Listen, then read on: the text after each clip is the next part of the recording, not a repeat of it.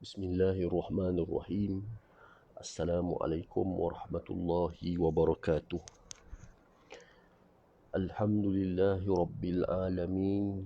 Wassalatu wassalamu ala ashrafil anbiya'i wa mursalin wa ala alihi wa sahbihi ajma'in. Rabbi shrah li sadri wa yassir li amri wahlul 'uqdatam min lisani yafqahu qawli.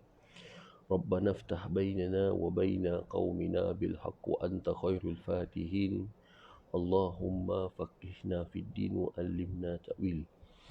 Alhamdulillah, marilah sama-sama kita rafakkan kesyukuran kepada Allah Subhanahu wa taala.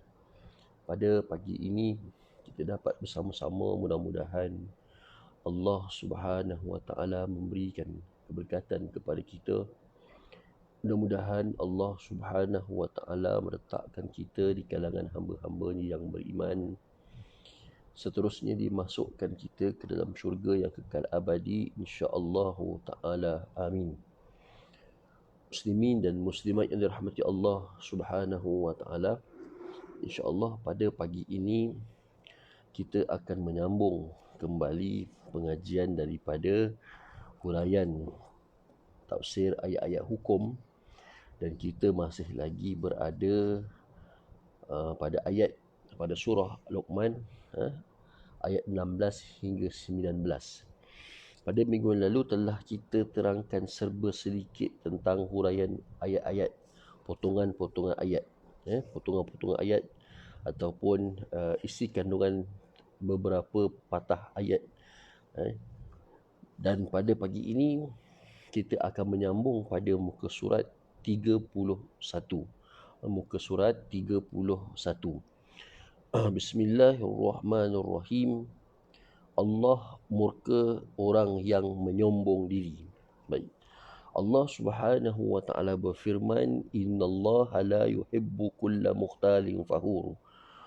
Orang yang bersikap megah dan berlagak sombong sangat dibenci oleh Allah Subhanahu wa taala. Ini kerana sifat tersebut hanya layak dimiliki oleh Allah sahaja. Selain itu, ia termasuk dalam salah satu syirik khafi. Syirik khafi maksudnya syirik yang tersembunyi, yang menghapuskan amalan kebajikan ataupun membinasakan amalan kebajikan. Sebagai contoh, berlagak sombong dengan memakai pakaian labuh yang menyeret bumi mendapat kemurkaan Allah Subhanahu wa taala. Dan ini kita dah terangkan pada minggu yang lalu bagaimana larangan Allah Subhanahu wa taala terutamanya kepada lelaki yang melabuhkan pakaiannya sehingga menyeret-nyeret permukaan tanah. Dipanggil isbal, isbal ataupun melabuhkan pakaian. Ini adalah contoh pakaian kesombongan bagi orang laki-laki. Okey. Baik, sebelum tu bila kita tengok di atas tadi tu, sifat kesombongan, megah dan sombong itu dikatakan hanyalah layak dimiliki oleh Allah sahaja. Apa maksud perkataan ini? Okey, supaya kita tidak terkeliru bahawasanya kita mengetahui bahawa nama-nama Allah Subhanahu wa taala itu ada 99, atau kita panggil dia sebagai Asmaul Husna. Nabi SAW pernah bersabda, Inna lillahi tis'ata wa tis'ina asman man ahsaha dakhalal jannah. Sesungguhnya bagi Allah Ta'ala itu, nama bagi Allah Ta'ala itu ada 99 nama.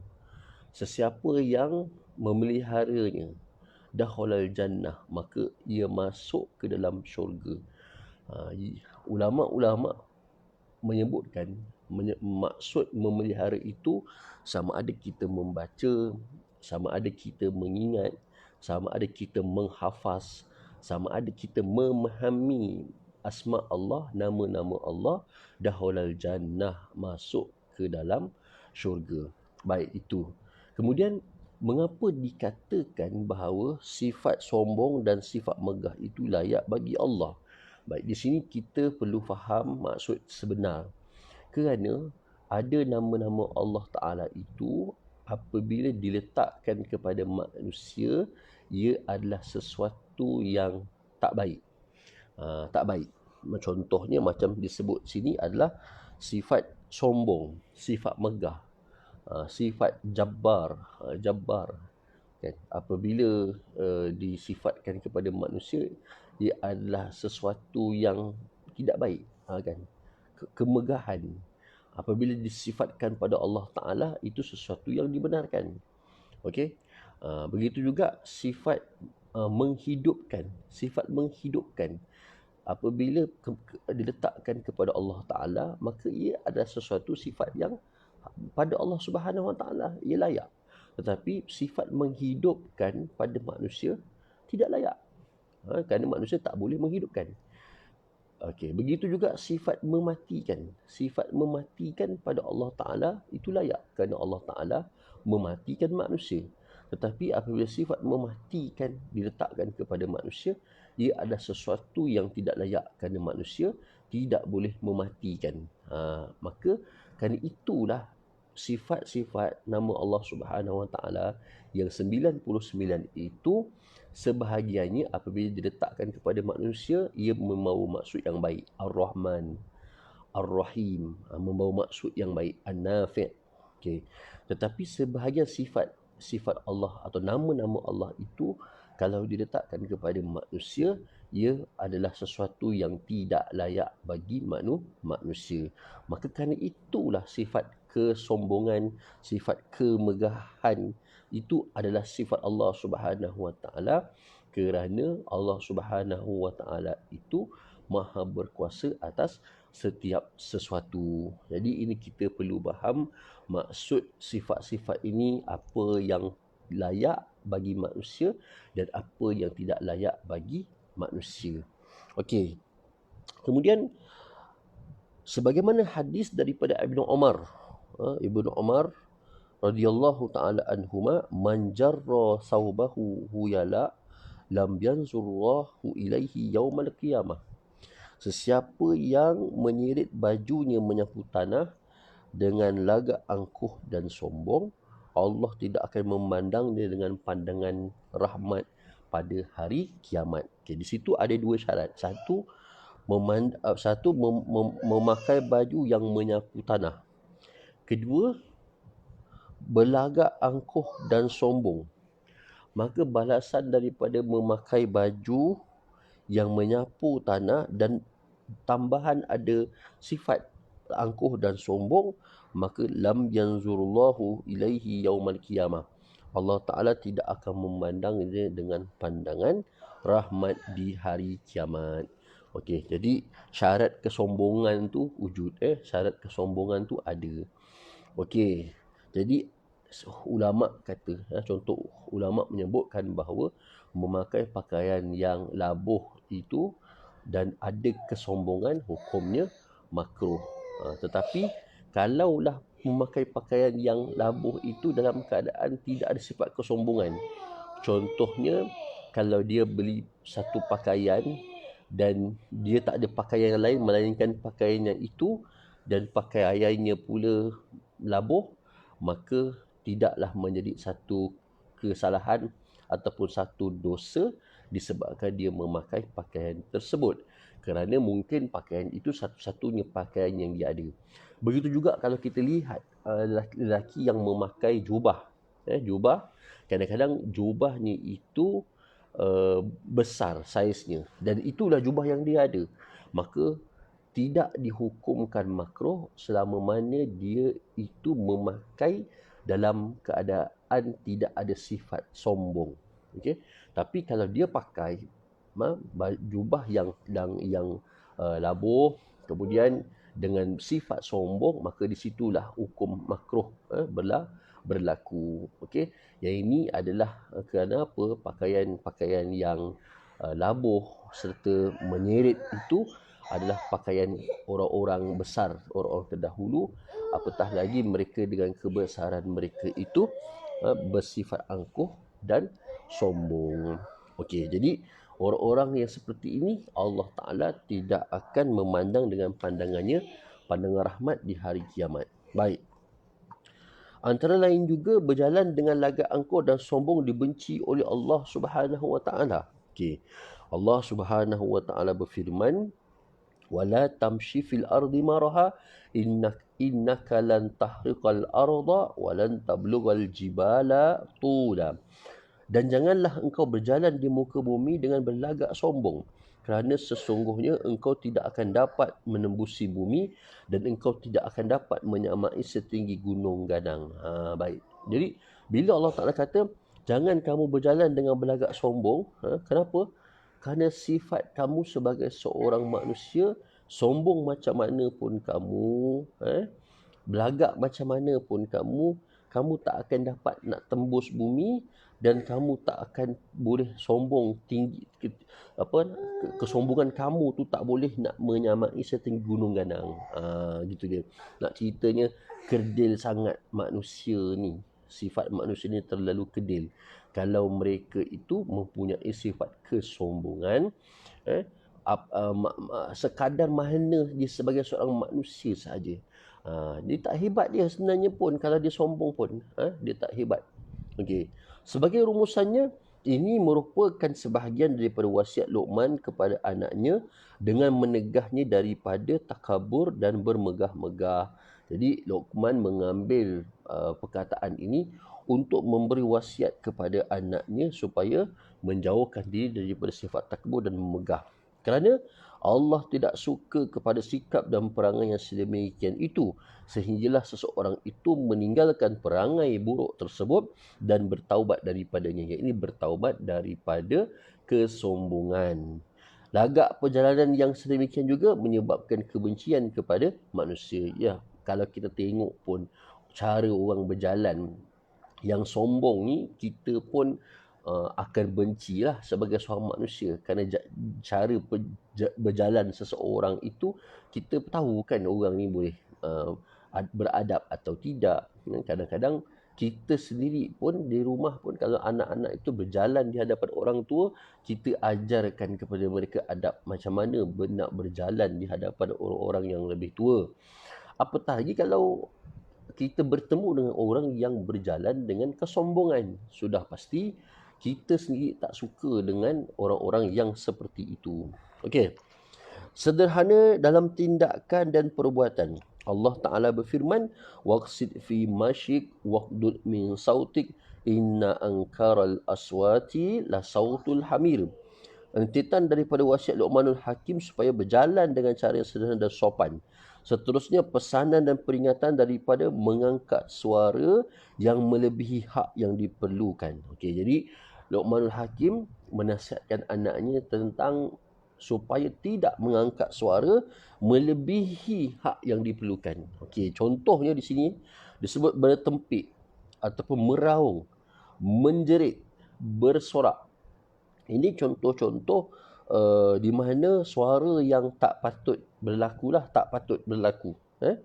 Kerana suara sebegitu dibawa perbandingan serta gambaran seperti suara keldai yang buruk dan menyakitkan orang yang mendengarnya. Jadi kita tak suka bingit, orang menjerit, orang bertempik, orang meraung, kita punya telinga pun sakit.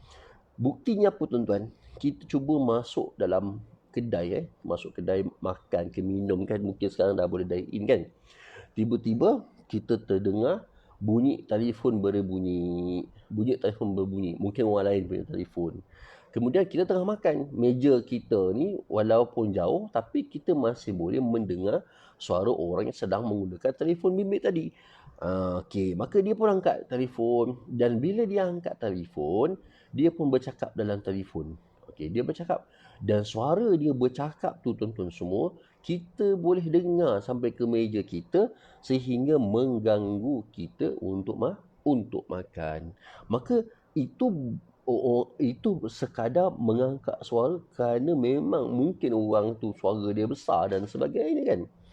Belum lagi kalau emosi semasa dia bercakap dalam telefon tu dalam keadaan ada masalah, tengah ada selisih faham, tone suara dia tu mungkin jadi lebih tinggi daripada kebiasaan. Maka dia akan mengganggu kita dalam keadaan kita ni sedang makan minum tadi tu. Baik, kalau yang ini pun keadaan yang biasa kita dengar orang telefon cakap kuat pun kita tak suka, bagaimana pula dengan orang yang memekik, orang yang menjerit, orang yang mengangkat suara meraung dan sebagainya. Okey, sama juga kadang-kadang ada setengah daripada kita bila nak pergi makan tu nak cari ketenangan, senyap-senyap sunyi. Tiba-tiba datang ada kugiran pula, kumpulan band. Kita kan ada orang yang tak suka dengan keadaan suasana yang ada muzik-muzik ni. Maka dia pun cari tempat makan yang lain. Okey, kita nak ceritanya bahawasanya kalau yang macam tu pun kita setengah daripada kita tak suka. Apatah lagi kalau dengan perkara yang memekik, menjerit dan sebagainya. Begitu. Okey, insya-Allah nanti soalan ni saya akan jawab pada ujung nanti insya-Allah. Okey. Kemudian seandainya sikap demikian berada pada manusia, hakikatnya mereka adalah lebih teruk daripada keldai. Kerana manusia dijadikan sebagai makhluk yang paling istimewa berakal, sedangkan keldai adalah makhluk yang tidak berakal. Tengok jadi manusia ada akal. Jadi tak mungkin dia perlu nak bercakap kuat-kuat kan.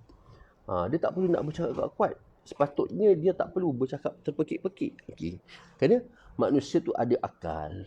Maka kalau perbuatan keldai tak ada akal.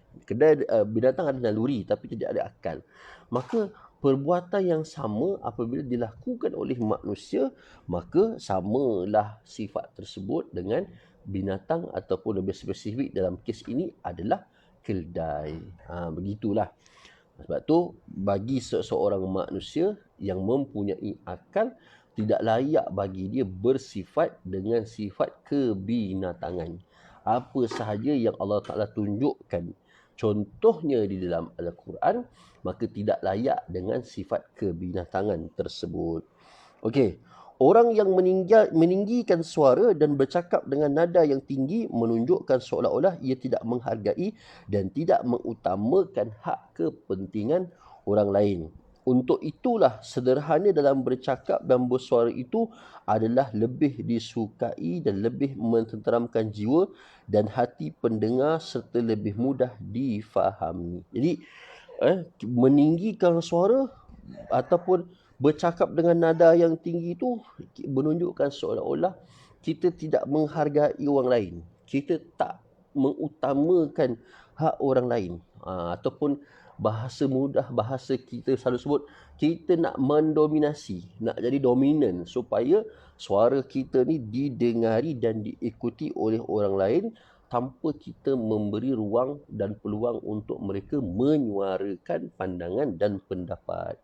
Okey tuan-tuan, dia dalam pada kita mentarbiah manusia, mendidik hati manusia kan. Maka digunakan perkataan-perkataan yang positif, perkataan-perkataan yang baik, tidak memaki hamun, tidak menekan, tidak menjerit dan sebagainya. Kenapa? Emosi manusia dalam menerima perkataan-perkataan kadang-kala memang ada sebahagiannya boleh disalah tafsiri. Okey, sebab tu memang kadang-kadang anak-anak kita ni ada nakal dia. Okey? Ada nakal dia. Dan kita tahu kadang-kadang sabar kita ni pun ada batasan dia. Sehingga pada satu tahap kita kadang-kadang ternaik suara dengan anak kita. Dan lagi-lagi pula kalau anak tu anak yang kecil kan, kita tak sabar dengan kerenah dia. Hakikatnya tuan-tuan semua, anak-anak yang kecil ni dia tak ada dosa. Dia cepat menyerap apa yang kita sebut pada dia. Dan kalaulah kita menggunakan bahasa yang kasar, bahasa maki hamun, apatah lagi perkataan-perkataan yang dia keluarkan itu adalah tidak layak bagi seorang ayah atau ibu cakap kepada anak, maka anak tersebut akan belajar sesuatu yang tidak baik daripada ibu dan ayah dia sendiri. Sebab tu doa bagi seorang ibu ni makbul, tidak ada hijab di sisi Allah Subhanahu Wa Taala dalam apa jua perkara. Begitu juga dengan seorang ayah, doanya untuk anak tidak ada hijab pada Allah Subhanahu Wa Taala. Maka kalaulah takdirnya kita menyebutkan satu perkataan yang buruk kepada anak kerana kemarahan kita dibimbangi waktu kita bercakap itu Allah Ta'ala makbulkan apa yang kita sebut, maka anak itu boleh jadi dengan sebab perkataan yang dikeluarkan oleh ibu ayahnya akan menjadi buruk akhlaknya, buruk sifatnya. Kerana itu kalau kita tengok orang-orang dulu apabila mereka nak marah anak-anak cucu ni, apa mereka kata? Mereka akan kata bertuahnya budak ini. Pilih perkataan yang bagus. Bertuahnya budak ini. Itu satu contoh lah. Banyak lagi contoh-contoh yang lain. Maka jauhkan daripada perkataan-perkataan yang tidak elok untuk anak-anak dibimbangi waktu kita sebut ni Allah Ta'ala makbulkan. Anak kita tak lulus peperiksaan. Jangan disebut perkataan BODOH. Jangan disebut. Kerana kalau kena pada waktu Tuhan makbulkan doa kita, maka anak itulah tahap anak kita. Kerana kita yang mendoakan yang sedemikian. Ini diajar ya tuan-tuan dia dalam Quran. Maka kerana itu tengok Luqmanul Hakim bila nasihatkan anak dia ni, tak ada pun satu perkataan yang buruk. Kenapa? Sebab anak yang kecil masih lagi dia tu suci, bersih dan mampu untuk menyerap perkataan-perkataan dan meniru perbuatan-perbuatan manusia. Okey. Kemudian okey. Persoalan yang berkaitan. Okey. Terdapat dua persoalan yang dibawa dalam ayat tersebut, iaitu hendaklah kamu berjalan dengan cara yang sederhana dan sopan, iaitu tidak terlalu perkataan, tidak terlalu perlahan yang menggambarkan kamu lemah, dan juga janganlah kamu berjalan dengan terlalu cepat yang melampau. Apa yang dimaksudkan dengan perjalanan yang cepat ialah yang melampaui dan melebihi batasan serta had kebiasaan. Oleh itu berjalanlah dengan sederhana dan tidak terlalu gopoh gapah dan tidak terlalu lambat. Jadi kita lihat bagaimana Rasulullah SAW dalam disyarahkan oleh Imam Tirmizi dalam Syama'il Al-Muhammadiyah, Nabi SAW berjalan seumpama menurun bukit. Menurun bukit maknanya nak sifatkan berjalan tu laju tetapi tidak terlalu laju. Ibarat kita turun bukit lah. Kita turun bukit, berjalan turun bukit, kita memang laju. Tapi sambil laju tu, kita kontrol kelajuan tu. Macam tu lah cara Nabi SAW berjalan. Cepat pun tidak, lambat pun tidak. Kerana kalau cepat sangat itu dianggap sebagai tergesa-gesa. Bahkan tergesa-gesa itu adalah sesuatu yang dilarang oleh Nabi SAW, sebagaimana disebut al-ajlatu minasyaitan. Sifat tergesa-gesa itu daripada syaitan. Lambat sangat pun tak boleh. Kerana kita akan kita panggil tak ada hala tuju. Kan? Lambat sangat. Kita membuang masa. Itu satu benda. Okey. Antara lain juga hendaklah berjalan dengan lagak sederhana ketika berjalan ataupun jalan sederhana, okey, iaitu secara sederhana dan tidak mengganggu perjalanan orang lain, sama ada berjalan kaki atau menggunakan kenderaan. Kerana berjalan terlalu laju boleh membahayakan orang lain juga diri sendiri. Berjalan terlalu perlahan juga boleh mengganggu orang di belakang yang ingin lebih segera. Kan? Kita naik kenderaan pun cepat sangat, laju sangat pun membahayakan orang lain yang bawa kereta. Perlahan sangat pun orang belakang kita marah, kita gunakan lane kanan kan. Jadi dia mesti kadar sederhana. Ikutlah kalau jalan tu highway 110, padanlah 110. Kalau jalan tu jalan kampung 60, 50, 60 je lah. Jadi kita kena padankan, sesuaikan kelajuan perjalanan kita tu mengikut tempat. Jadi kita kalau jalan kaki, jalan yang lurus macam mana? Jalan naik bukit macam mana? Jalan turun bukit macam mana? Itu. Jangan kita berjalan tergesa-gesa dalam keadaan kita, contohnya kita ni sakit kan. Kita tak boleh jalan laju. Kita paksa jalan laju-laju. kan, maka akan mudaratlah pada diri kita. Tak apa, jalan pelan-pelan. Kadang-kadang kita ni umur-umur yang besar ni nak berjogging kan, nak berjogging. Ada orang dah biasa jogging, dia boleh cepat jalan. Ada orang tak biasa, baru hari pertama dia kena jalan pelan-pelan, pusing. Jadi ia mesti dalam keadaan kita mampu untuk melaksanakan. Jadi tak terlalu cepat, tidak terlalu lambat. Okey. Hendaklah engkau rendahkan suara ketika bercakap dengan orang lain. Sesungguhnya suara yang meninggi itu mengganggu perasaan orang lain. Ketika bercakap itu juga hendaklah dengan suara yang jelas, terang supaya dapat difahami ketika bercakap dan berurusan. Jadi memang kadang-kadang ini Cikgu Esah dah tanya kan, macam mana kalau dah semula jadi terbiasa bercakap kuat kan. Memang kalau kerjaya profesional macam guru ni, memang dia ada keperluan lah untuk bercakap kuat dan lantang kerana nak memahamkan anak murid guru. Gitu. Tetapi kerana apa? Jumlah murid tu mungkin ramai, 40 orang, 50 orang. Jadi memang ada possibility lah, memang ada kewajaran lah untuk dia nak menguatkan suara.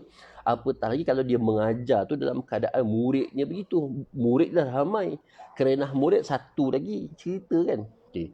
Tetapi ini kita katakan, kalau kita bercakap secara berdua, kita seorang, depan kita seorang. Jadi dia tak perlulah ada suara yang begitu lantang.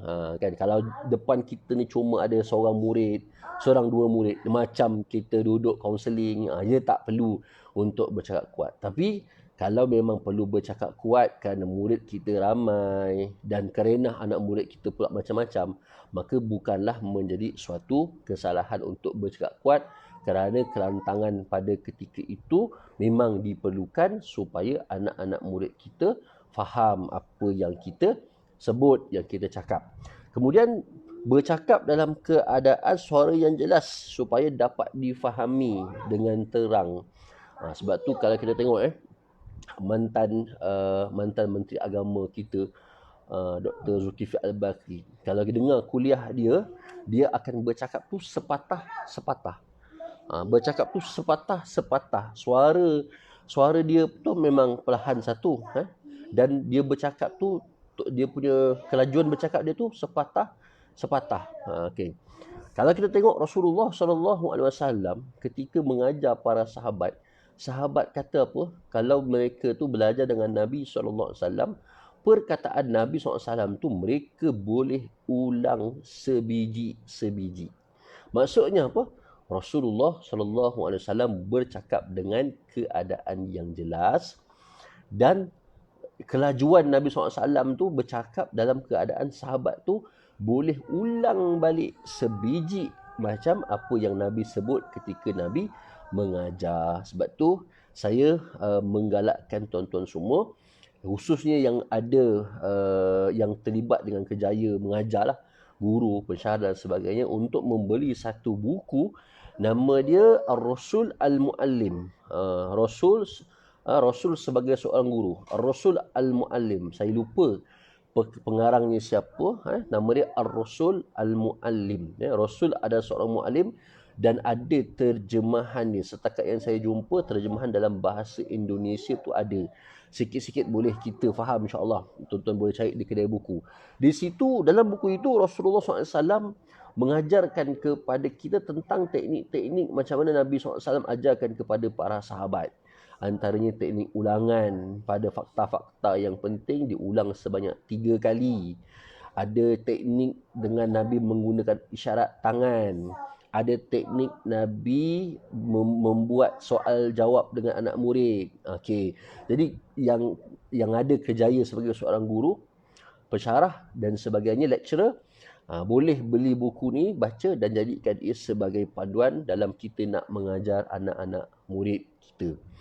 Okey, itu dia.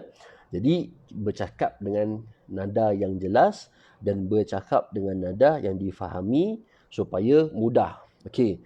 Kemudian janganlah mengangkat dan menengking suara terhadap perkara yang tidak berfaedah, melaung, bertempik, memekik, melolong. Okey, ini tak perlulah. Okey, apa yang disarankan dan disuruh ialah merendahkan suara kerana memekik dan melaung juga meninggikan suara akan mengganggu. Selain itu, ia menyebabkan rosak alat pendengaran dan gangguan orang lain. Lagi pula kalau suara kita ni suara yang nyaring kan. Bila kita menjerit, ia akan menjadi bingit. Bingit, telinga kita sakit. Sebab tu, telinga kita, tuan-tuan semua penyakit telinga ni bukan satu benda yang biasa-biasa tuan-tuan kan kalau doktor-doktor ENT pun pakar telinga sendiri pun dah banyak cerita tentang sensitifnya kita punya gendang telinga ni kan awak imah kita menggunakan telefon pakai earphone ini pun kalau kita tak jaga volume suara dia waktu kita dengar guna telefon pun boleh membahayakan. Okey, memekik adalah sifat buruk. Antara sebab dan faktor ditegah meninggikan suara ialah kerana ia menyerupai suara keldai dari sudut memekak dan memekik. Ia dibawa sebagai perbandingan seburuk-buruk suara. Jadi, kenapa diumpamakan keldai? Kerana nak bagi tahu memekik ni buruk dia punya tone dia. Buruk. Okey. Iaitu suara keldai itu pada permulaannya dengan memekik atau mengeluarkan pekikan dan akhirnya dengan berteriak secara tersedu-sedu atau tersekat-sekat. Jadi nak tahu gambaran sebenar suara keldai ni, tuan-tuan buka dalam YouTube, dengarlah suara keldai itu. Macam mana start cara dia pekik dan macam mana pengakhiran lepas dia pekik itu. Okey, itulah ibarat suara orang yang suka terpekik-pekik. Ayat tersebut menjelaskan bahawa dalil dan bukti di mana celaan dan kejian mengangkat suara yang kuat dan tinggi tanpa apa-apa keperluan. Di sini sebut tanpa apa-apa keperluan. Maknanya kadang-kadang ada keperluan. Okey. Ia menyerupai suara keldai yang buruk dan tercela. Sebagaimana hadis daripada Abu Hurairah radhiyallahu taala anhu, "Iza sami'tum siyaha adikati fas'alullaha min fadli." Fa innaha ra'at malakan wa iza sami'tum nahiqal himari fata'awwazu billahi minasyaitan fa innaha ra'at syaitanan. Apabila kamu mendengar berkokoknya ayam, pagi-pagi ayam berkokok kan, hendaklah kamu berdoa kepada Allah daripada limpah kurnianya kerana ia melihat malaikat. Kan pagi-pagi ayam berkokok, malaikat turun bagi rezeki. Malaikat Mikail turun bagi rezeki pada rumah-rumah yang bercahaya, bangun sembahyang subuh. Jadi ayam berkokok, malaikat turun. Okey. Dan apabila kamu mendengar keldai memekik, hendaklah kamu berlindung kepada Allah daripada syaitan kerana ia melihat syaitan. Keldai itu dibandingkan dengan sifat keji, seperti orang bodoh dan kekejian suaranya. Kerana keldai itu ketika berteriak amat membosankan dan mengganggu orang yang mendengar suaranya. Kadang-kadang kalau kami dulu belajar di Mesir, memang bawah rumah tu ada orang yang ikat keldai dekat pokok. Memang ada. Kan? Dan kadang-kadang tengah-tengah tidur, pukul 3 pagi, keldai tu memekik. Jadi kita tengah tidur ni, boleh terkejut dengan keldai tu berbunyi tiba-tiba. Memang ada. Okey, jadi orang yang duduk tahulah bila bunyi keldai ni memang agak susah kita nak tidur bila keldai ni berbunyi sebenarnya.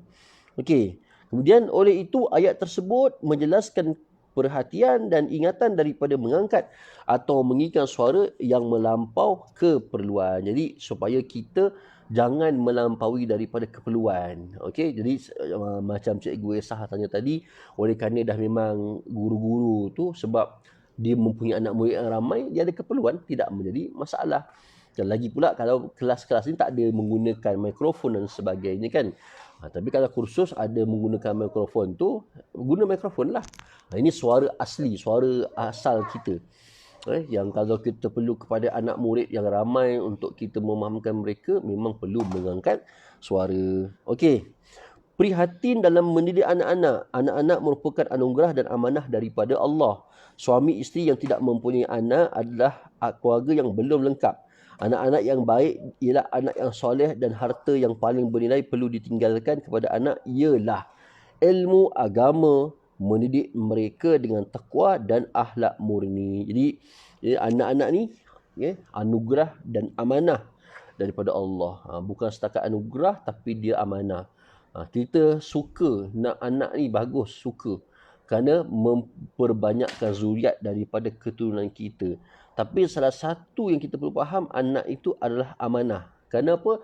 Bila sebut dia amanah, dia adalah suatu pinjaman yang bakal dipulangkan kepada Allah Subhanahu Wa Taala. Jadi ada di antara kita dalam masyarakat kita yang mungkin berkahwin dah 3-4 tahun tapi masih lagi belum dikurniakan rezeki cahaya mata, maka sentiasalah berdoa kepada Allah Subhanahu Wa Taala, kerana kita tidak mengetahui apakah Allah Subhanahu Wa Taala pada suatu ketika akan datang, tiba-tiba mungkin Allah Ta'ala beri lebih banyak anak daripada orang lain. Ini memang berlakulah dalam masyarakat kita. Kita dah jumpa kadang-kadang kahwin 10 tahun, anaknya seorang lagi. Tiba-tiba bersalin, anak kembar. Jadi 3 dah terus anak. Ini semua adalah Allah Subhanahu Wa Ta'ala yang telah mengaturkan kehidupan manusia. Baik. Anak-anak yang baik adalah anak yang soleh, dan harta yang paling menarik adalah ilmu agama untuk anak-anak. Sebab tu kan, bila anak jadi anak yang soleh, kita tinggalkan anak kita dengan kefahaman agama, maka dia ni akan termasuklah daripada 3 perkara yang akan menjadi penyambung kepada kita kalau kita meninggal dunia, iaitulah awaladun solihun yada'ulah. Kenapa duduk di nombor 3? Sebab bukan semua orang mampu menyediakan anak yang soleh yang mampu mendoakan untuk ibu dan ayahnya selepas meninggal dunia. Kan? Kalau kita tengok susun atur tu, sedekatun jariyah. Pertama sedekah. Yang kedua, al-ilmu yuntafa'u bih, ilmu yang bermanfaat. Yang ketiga, awaladun salihun yada'ulah. Kenapa sedekah yang pertama? Kerana sedekah ni benda yang paling senang, semua orang boleh buat. Yang kedua, ilmu yang bermanfaat. Kerana bukan semua orang ada ilmu yang bermanfaat. Bukan semua orang nak belajar agama. Bukan semua orang nak dengar nasihat agama. Maka nombor 2. Yang ketiga, doa anak yang soleh. Bukan semua orang mampu menyediakan anak yang soleh yang boleh mendoakan dia untuk hari akhirat. Apatah lagi kan, permulaan dalam alam kubur pun bukan semua orang mampu. Sebab tu kita, tuan-tuan semua, kalau kita boleh sediakan 3-3, sediakan 3-3. Kalau tak mampu 3-3, sediakan 2 daripada 3. Dan kalau kita tak mampu sediakan 2 daripada 3, kita sediakan 1 daripada 3 tadi. Sebab tu sedekah tu paling mudah. Sedekah tu tak perlu tunggu kita jadi kaya. Kita ada duit berapa pun, RM1 pun sedekahlah. Mudah-mudahan dia adalah talian hayat kita di dalam kubur nanti. Sekalipun kita tak mampu nak sediakan perkara yang kedua dan perkara yang ketiga. Okey. Kemudian justru itu ibu bapa yang bertuah juga ialah mereka yang mempunyai anak yang soleh yang mendoakan untuknya. Ibu bapa dituntut mendidik ahli keluarga. Khasnya anak-anak masing-masing dengan agama. Selain itu, sentiasa menunaikan sembahyang secara berjamaah dan mendidik ahli keluarga. Khasnya dengan pendidikan akhlak mulia dan menunaikan perintah Allah serta menjauhi larangannya. Jadi, ibu bapa yang bertuah disebut sini yang ada anak yang boleh doakan untuk mereka. Jadi, yang ada anak-anak jangan dipersia-siakan anak-anak. Yang ada cucu, jangan dipersia-siakan cucu. Okey, kenapa? Kalau kita lihat keadaan, kalau kita lihat keadaan di luar sana, masih ramai lagi orang yang menginginkan cahaya mata, tetapi mereka itu belum lagi diizinkan oleh Allah. Ya tuan-tuan ya, mungkin saya cerita sikitlah kan bagaimana hikmahnya Allah Taala kan. Kalau kita pergi hospital tuan-tuan ya, pergi hospital lah. Kita tengok kes-kes yang melibatkan kelahiran wanita ni mudah sangat. Mudah sangat. Ini diceritakan sendiri oleh isteri saya lah. Kadang-kadang kita hairan mengapa orang yang berzina tak berkahwin, zina tak berkahwin lah, berzina, mereka ni mudah sangat dapat anak. Kan? Pada masa yang sama, orang yang berkahwin, tunggu setahun 2 tahun, payah dapat anak kan. Jadi terdetik di hati orang yang belum mendapat zuriat ni, kenapa senang sangat orang yang berzina ni dapat anak? Kan. Kalau kita fikir, mungkin daripada sudut anak, ada anak tak ada anak tu satu sebab lah. Tapi cuba kita fikir bagaimanakah keadaan orang yang berzina dan anak mereka tu Allah Ta'ala berikan izin untuk lahir. Dan bagaimana pula mereka ni satu ujian yang Tuhan beri kepada mereka untuk mereka menghadap dosa yang mereka telah buat. Bagaimana pula kalau mereka itu Allah Ta'ala beri izin melahirkan anak tetapi mereka bunuh anak mereka. Bagaimana pula anak itu nanti di hari akhirat akan mendakwa ibu bapa mereka kerana lahirnya mereka itu dalam keadaan ibu bapa mereka tidak berkahwin. Sebab tu kita banyak perlu belajar daripada hikmah-hikmah. Kadang-kadang apa yang kita nampak itu sebenarnya tidak baik untuk kita. Kan? Mungkin kita rasa, bagusnya orang ni walaupun berzina dapat anak. Tak, sebenarnya anak daripada hasil zina itu mungkin akan mendakwa ibu ayahnya nanti di hari akhirat. Itu yang kita tak tahu. Kan? Dan mungkin juga Allah Ta'ala belum kurniakan kepada kita ni rezeki cahaya mata. Kenapa? Allah Ta'ala nak suruh kita kuat lagi minta kepada Allah. Ini kita baca daripada sudut hikmah ni lah. Tuan-tuan dia, sebab tu kita jangan melihat kelebihan pada orang lain itu sebagai suatu keseronokan. Kerana pada mereka tu mungkin itu ujian daripada Allah. Okey. Ambil kat bilik. Ambil kat bilik. Okey. Kemudian Allah Subhanahu Wa Taala berfirman, ya ayyuhallazina amanu qu anfusakum wa ahlikum nara wa quduhan nas wal hijarah. Wahai orang-orang yang beriman, peliharalah diri kamu dan keluarga kamu dari neraka yang bahan bakarnya manusia dan batu berhala. Okey kan? Jadi bahan bakarnya manusia dan batu berhala. Okey, jadi kita dah bincang dah. Kalau kita ni jadi bahan bakar, bukan jadi yang dipanggang tu. Kita jadi bahan yang membesarkan api. Kita ni umpama arang. Okey? Kita ni umpama arang. Jadi bila dicampak saja manusia, api tu marak besar. Okey. Maka bapa seharusnya menjadi contoh teladan kepada anak-anak dan isteri dalam segala segi. Sebagaimana yang ditunjuk oleh Rasulullah ketika bergaul dengan keluarga baginda, iaitu dengan berlemah lembut, peramah dan sentiasa membantu ahli keluarga. Antara bentuk dan cara pendidikan anak-anak ialah pertama sekali mendidik anak-anak semenjak awal dengan pendidikan Islam dan agama. Kan awal-awal lagi lahir saja kita perdengarkan dia ayat Quran kan. Kalau kita boleh ngaji, kita ngaji depan baby kita. Gitu. Kalau tidak, kita bukakan radio. Maknanya kecil-kecil lagi masa bayi tu 1 hari 2 hari kan kita ngaji depan dia kan, anak tu tengah tidur kan. Tidur pagi, tidur malam berjaga, kerana anak ni kan memang dalam perutnya begitu. Jadi bila dia baru lahir, pagi dia tidur, malam dia berjaga. Jadi pagi tu kita baca Quran. Untuk anak kita, biar dengarkan benda tu dulu. Naik umur 4-5 tahun, sikit-sikit dah boleh baca alif bata, sikit-sikit bukakan doa-doa yang sekarang ni banyak doa-doa yang sudah dalam bentuk nyanyian. Kenalkan itu dulu. Kiranya suami isteri sibuk bekerja, mereka mestilah mencari guru dan tempat belajar khas yang dapat mendidik anak mereka. Maka pendidikan bermula daripada cara dan didikan ibu bapa.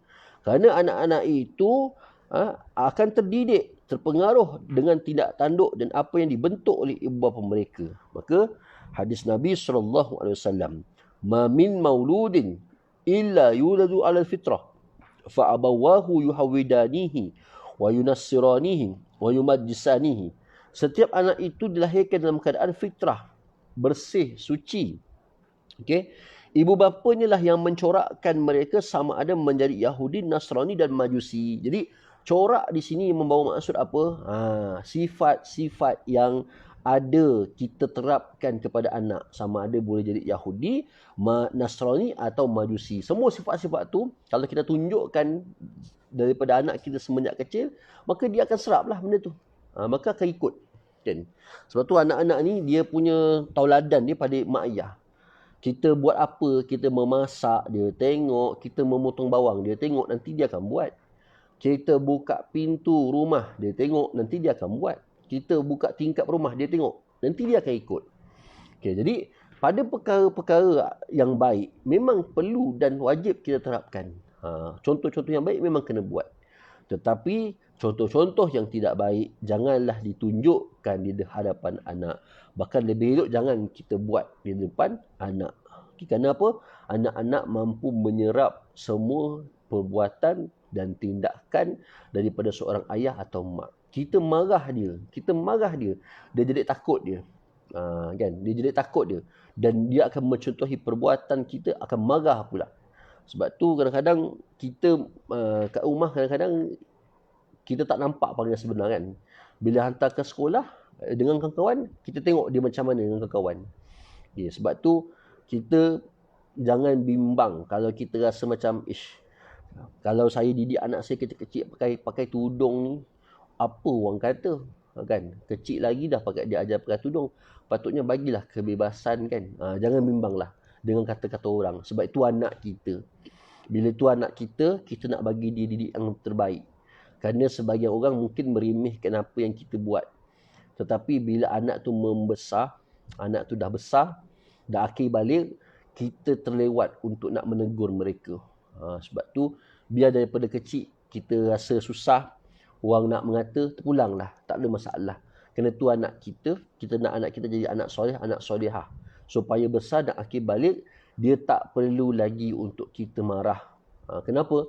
Dia kecil lagi sudah kita biasakan dengan tutup aurat, pakaian tutup aurat. Kalau perempuannya ada tudungnya, kalau lakinya tidak pakai seluar pendek, sudah diajar lagi masa kecil lagi. Okey. Kedua, mestilah mendidik anak-anak dengan tata susila dan adab-adab Islam. Justru pendidikan terhadap anak-anak adalah tanggungjawab yang besar. Ini makna kata jangan kita mempersiakan anak-anak tersebut. Okey. Kemudian, mendidik anak-anak serta memberikan kepada mereka kasih sayang yang secukupnya. Jangan bertindak kasar dan zalim terhadap anak-anak kerana pendidikan yang kasar menyebabkan mereka menjadi liar. Jadi anak-anak kecil memang perlukan kasih sayang. Okay, macam mana pula kalau ibunya meninggal dunia, anak tu menjadi anak tadi masih bayi lagi kan, maka kasih sayang seorang ayah ataupun anak itu perlukan susu, maka dicarikan ibu susuan yang bagus, ibu susuan yang baik, ibu susuan yang solehah, kerana susu ibu ini akan membentuk anak itu kepribadian mereka. Darah tu masuk. Okey. Kemudian pendidikan awal perlu diajarkan kepada anak-anak ialah pendidikan yang berkait dengan akidah dan keimanan. Khasnya apabila anak-anak dapat memahami dan berfikir. Jadi kadang-kadang anak tu akan soal, Allah kat mana? Allah tu siapa? Kan? Jadi ayah, ibu perlu menjawab soalan. Jangan tinggalkan soalan itu tergantung-gantung. Kerana anak ni akan mencari jawapan. Maka sesuaikan cara fikir anak tu. Mungkin boleh diberikan perumpamaan. Mungkin kita boleh sebut beberapa contoh yang lain yang sesuai dengan kefahaman anak. Jangan ditinggalkan persoalan anak kita tu dalam keadaan mereka tu tercari-cari jawapan. Kemudian pendidikan ketika makan dan minum serta bergaul dengan orang ramai. Okey. Sebab tu tuan-tuan ya, mungkinlah kita kan dah biasa kan, kalau anak-anak ni kita larang dia untuk bercampur gaul dengan orang tua. Sebenarnya, ni saya cerita dulu ya, sebenarnya anak-anak apabila bercampur dengan orang yang lebih tua, ia menjadikan anak-anak itu lebih matang. Kan? Mungkinlah. Ini adat kita hari ni, mungkin kita larang anak-anak tu duduk orang tua kan. Apa tadi ketika orang tua tu sedang berborak, berbual kan. Ini adat kita. Kalau kita tengok macam mana orang terdahulu mendidik anak, Imam Syafi'i. Macam mana tuan-tuan? Kerana Imam Syafi'i masa kecil lagi dia sudah bercampur gaul dengan orang tua. Maka dia matang cepat. Dia matang cepat. Omar bin Abdul Aziz pernah melantik seorang ketua kampung daripada seorang kalangan anak-anak budak-budak berumur 12 tahun. Walaupun 12 tahun orang Arab tak samalah dengan 12 tahun orang Melayu ni, orang Asia. Tetapi umurnya itu adalah umur yang kanak-kanak.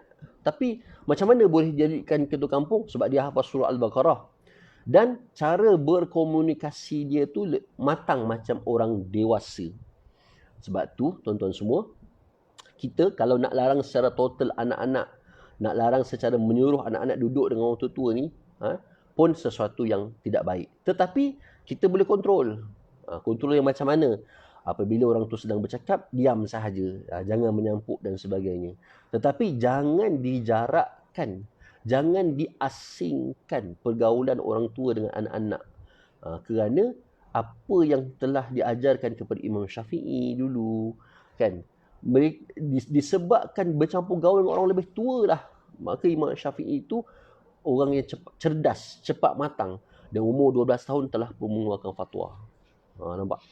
Jadi kerana tu mungkin ada pada kita, mungkin tak boleh duduk dengan orang tua tu, pada kita anak-anak ni tak boleh dengar apa yang tu kata. Tapi kalau benda tu baik, mengapa tidak boleh dengar kan? Kalau benda tu baik. Persoalannya, adakah apa yang dibualkan itu atau dibualkan itu perkara yang baik? Kadang-kadang kita tak suka anak kita dengar orang tua berbual ni kerana perkataan tu mungkin perkataan yang tak baik lah. Perkataan rahsia ke apa kan. Tapi kalau perkataan tu baik, kita cerita pasal solat, kita cerita pasal agama, takkan kita nak jauhkan anak tersebut daripada orang tua. Itu perumpamaannya. Samalah juga kalau seseorang yang sedang mengajar, anak kita ada kat masjid sekali. Takkan ketika mana guru tadi mengajar, kita asingkan anak kita duduk di tempat lain. Kata ayah, awak tak boleh duduk sini, ni ceramah untuk orang tua je. Ia tak pernah berlaku. Tetapi mengapa boleh berlaku dalam adat kita? Kerana mungkin kadang-kadang apa yang kita sedang bualkan itu adalah berkenaan dengan orang lain, mengumpat dan sebagainya. Mungkin juga adalah berkenaan dengan perkara-perkara rahsia, kan. Tapi kalau kita boleh beri peluang anak-anak tu duduk dengan orang tua-tua kan, bercakap perkara-perkara yang bermanfaat, akan menyebabkan anak tu lebih cepat matang dia.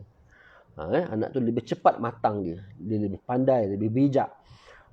Apatah lagi kalau kita ajak anak kita membaca buku. Baca buku tu boleh mematangkan cepat anak-anak kita. Sebab tu tuan-tuan semua, kita ambil, tengok balik apa yang berlaku kepada Imam Syafi'i sejarah terdahulu, macam mana mereka mematangkan anak-anak mereka apabila bercampur dengan orang lebih dewasa.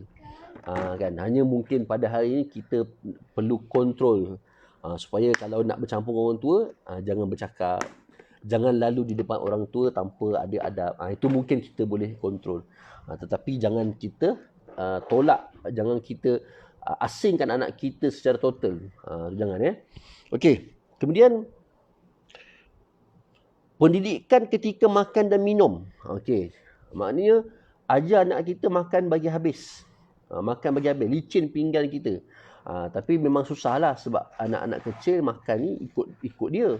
Kadang-kadang makan sikit nak main, lepas tu nak makan balik semula. Okey. Jadi ayah atau mak lah yang kena habiskan makan. Ini memang biasalah anak-anak kecil. Tapi bila dia dah besar sikit, ajarkan dia supaya makan bagi habis, minum bagi habis. Kerana di situ ada keberkatan daripada apa yang kita makan. Kemudian berlaku adil terhadap anak-anak. Jadi perbuatan melebihkan anak di atas anak yang lain akan menyebabkan timbul iri hati dan dengki dan persekintaan sesama adik-beradik, sesama dia. Okey? Maka ketika menyelesaikan masalah juga secara adil, dengan dihukum mana yang salah dan dimenangkan yang benar tanpa ada pilih kasih. Jadi anak kita 10 orang, jangan ada pun pada hati kita ni sayang seorang dan kita mensisihkan orang lain. Jangan diberat sebelahkan. Siapa yang betul-betul, siapa yang salah-salah. Jangan kita hanya sayang pada yang pandai belajar saja. Yang tak pandai belajar ni kita sisihkan. Jangan.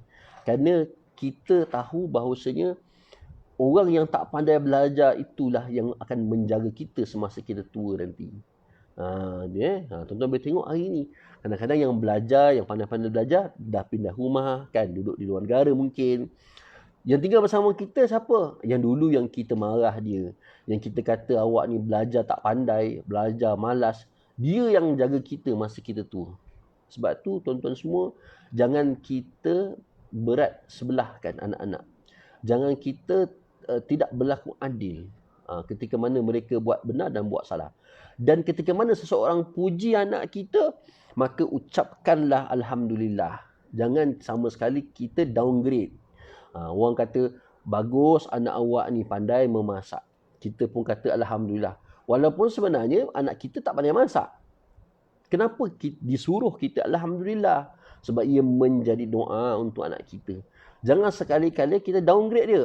Anak saya bukan pandai masak pun. Dibeli saja makan kat luar. Jangan begitu. Dia mendowngrade anak kita. Maka apabila seseorang puji anak kita, dia memang tak tahu anak kita tu tak pandai masak. Tapi apa ucapan kita? Amin. Apa ucapan kita? Alhamdulillah. Kerana doa daripada orang lain kita tak tahu. Makbul doa dia. Anak kita ni pandai jadi tukang masak.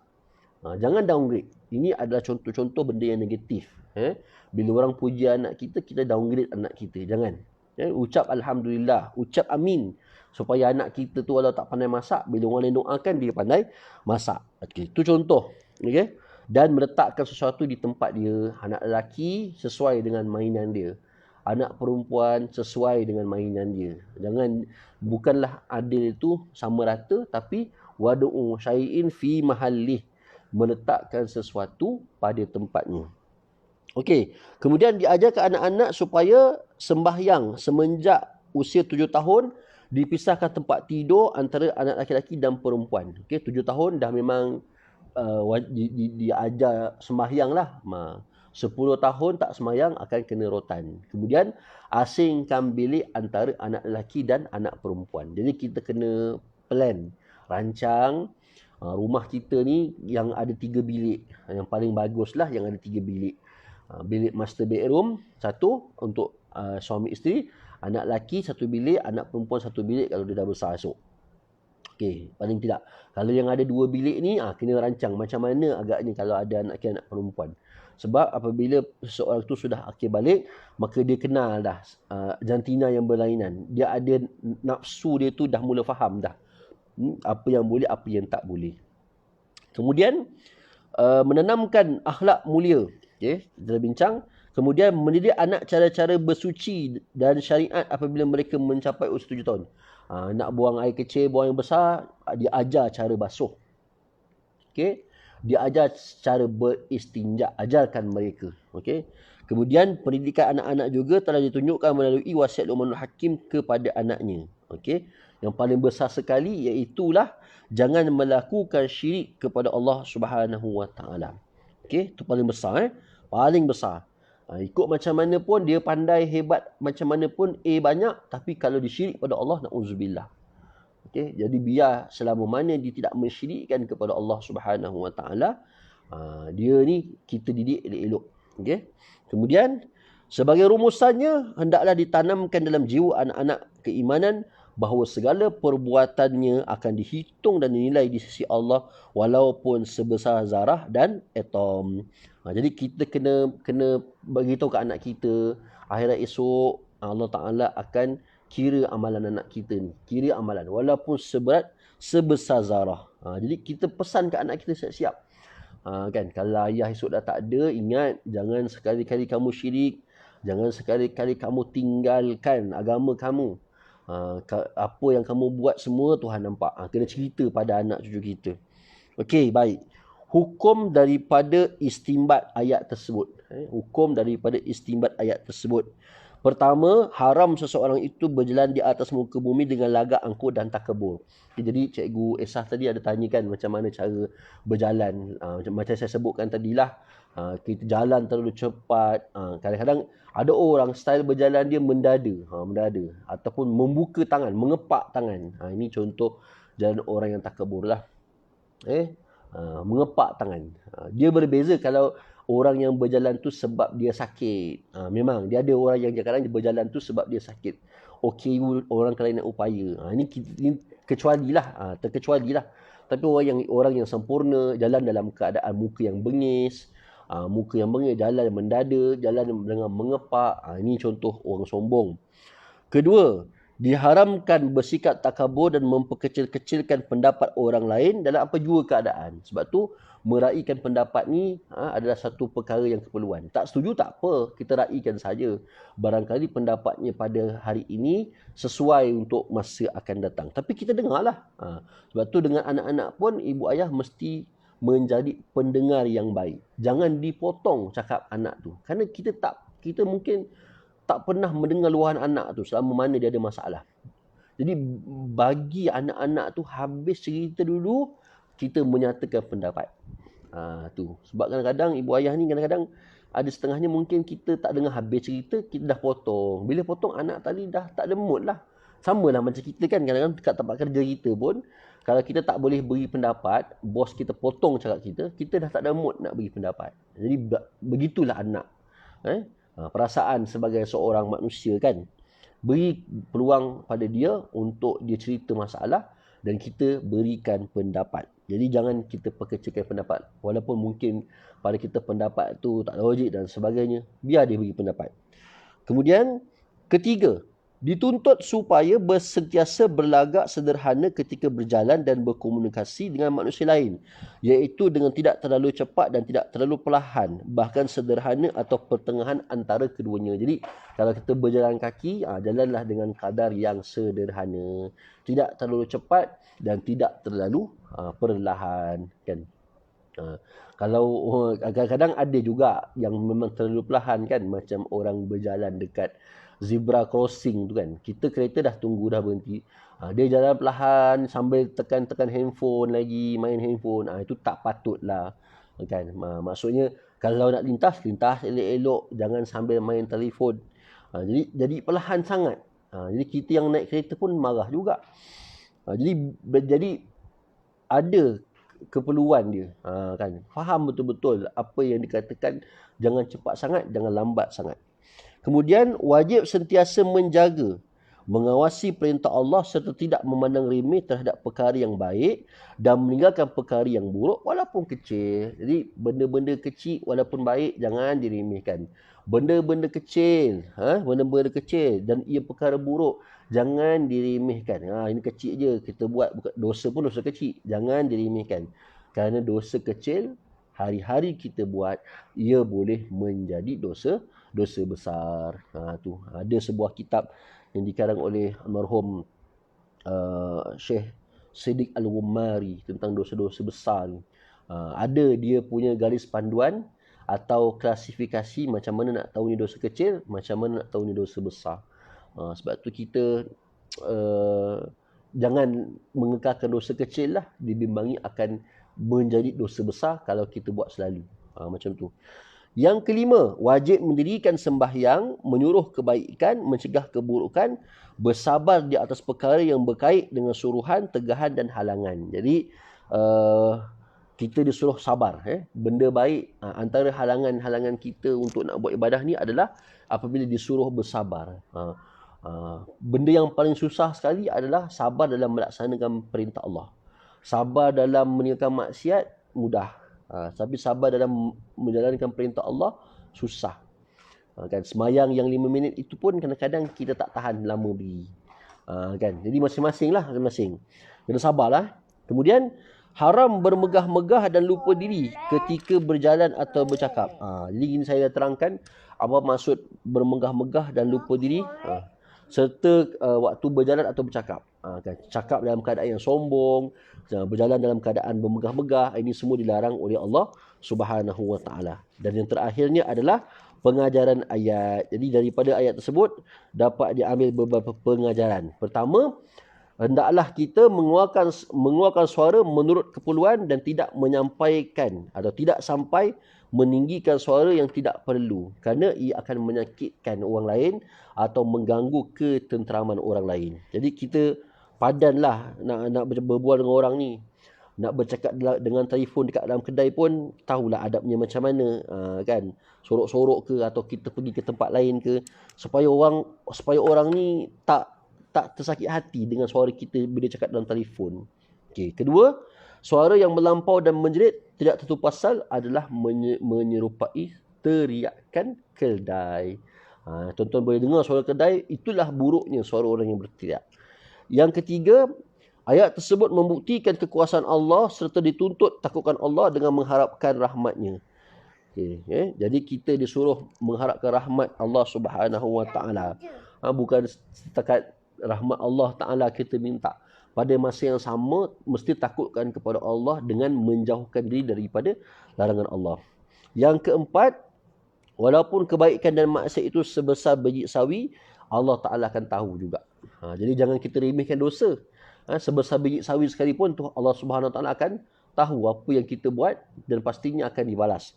Dan yang terakhir adalah mencegah perkara keji dan mungkar, ialah menegah diri dan orang-orang lain daripada segala bentuk perbuatan maksiat. Jadi cara kita nak mencegah keji dan mungkar dengan kita tegah diri kita dan menegah orang lain daripada buat maksiat. Okey, jangan hanya sekadar menegah orang tetapi diri sendiri kita masih lagi buat maksiat. Kan?